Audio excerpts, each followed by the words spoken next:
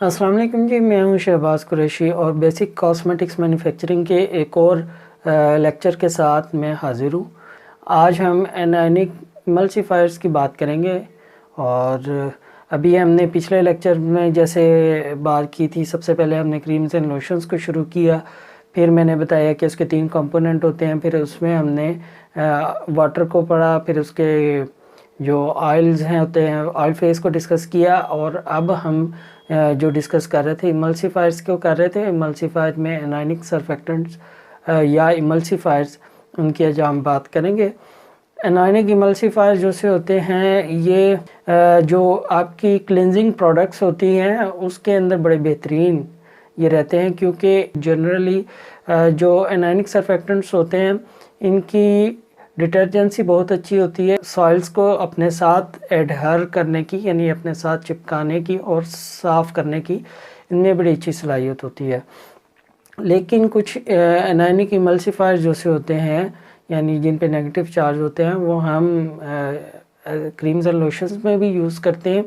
और एनायनिक के फ़ायदे ये होते हैं, तो ये है कि वो सस्ते होते हैं और इजीली अवेलेबल होते हैं। ठीक है, तो उनकी मिसाल आप ले लें, हम जैसे क्रीम्स एंड लोशन में स्टेरिक एसिड यूज़ करते हैं तो उसके साथ हम कोई पोटेशियम हाइड्रोक्साइड, सोडियम हाइड्रोक्साइड या ट्राइथनोलामीन उसके अंदर ऐड करते हैं, तो वो भी जो है जब वो उसके साथ स्टेरिक एसिड के साथ उस क्रीम के अंदर, हॉट मेल्ट क्रीम के अंदर, लोशन के अंदर वो रिएक्ट करता है तो वो एक इमल्सिफायर बन जाता है, या हम उसको साबुन भी कह सकते हैं, जिस पे एक नेट नेगेटिव चार्ज होता है, इसलिए हम उसको एनायनिक में कंसीडर करते हैं।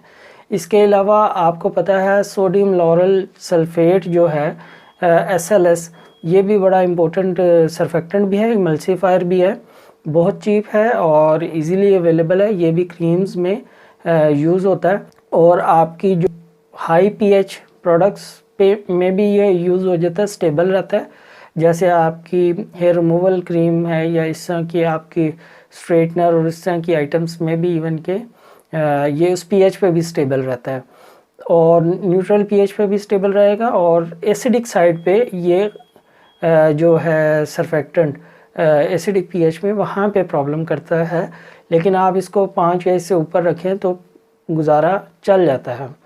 तो सोडियम लॉरल सल्फेट जो सा है ये भी एनायनिक इमल्सिफायर है, जो बड़ा ही कॉमनली यूज़ होता है क्रीम्स में भी और क्रीम एंड लोशंस में भी। इसके अलावा ये आपकी क्लिनजिंग प्रोडक्ट्स के अंदर बहुत ज़्यादा यूज़ होता है। आप इसको जो आप फेशियल की प्रोडक्ट बनाते हैं आप उसके अंदर भी इसको यूज़ कर सकते हैं, या इसका जो एक इसी उसका इथॉक्सिलेटेड इसकी फॉर्म होती है जिसको हम सोडियम लॉरेट सल्फेट या सोडियम लॉराइल ईथर सल्फेट बोलते हैं, वो भी क्लिनजिंग प्रोडक्ट्स में हम यूज़ करते हैं। जैसे कि आपके मुख्तलिफ फेशियल रेंज के अंदर क्लिनजर हैं तो उसके अंदर हम इसको एज ए इमल्सिफायर भी यूज़ कर सकते हैं।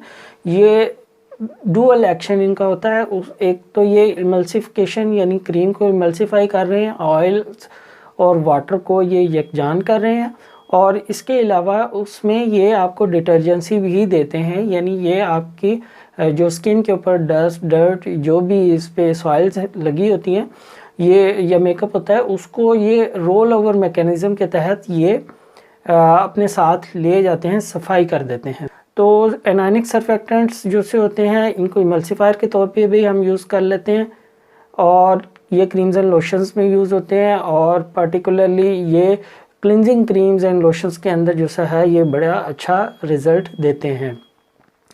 और इसकी परसेंटेज कितनी होती है, अगर तो आपने इसको उन क्रीम्स एंड लोशंस में यूज़ करना है जिसमें डिटर्जेंसी रिक्वायर्ड नहीं है यानी जो क्लिनजिंग प्रोडक्ट नहीं है, तो आप इसको 0.1 से 0.2% तक यूज़ कर लें तो ये बड़ी अच्छी इमल्सिफिकेशन कर देगा।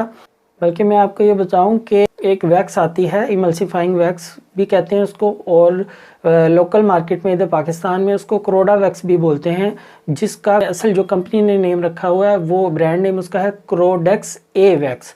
तो उसमें भी बेसिकली सिर्फ सोडियम लॉरल सल्फेट होता है और सीटाइल स्टीराइल अल्कोहल उसके अंदर होता है। तो वो इमल्सिफाइंग वैक्स मिल रही है 500, 700, 800 रुपये किलो के हिसाब से मुख्तलिफ रेंज में मिल रही है।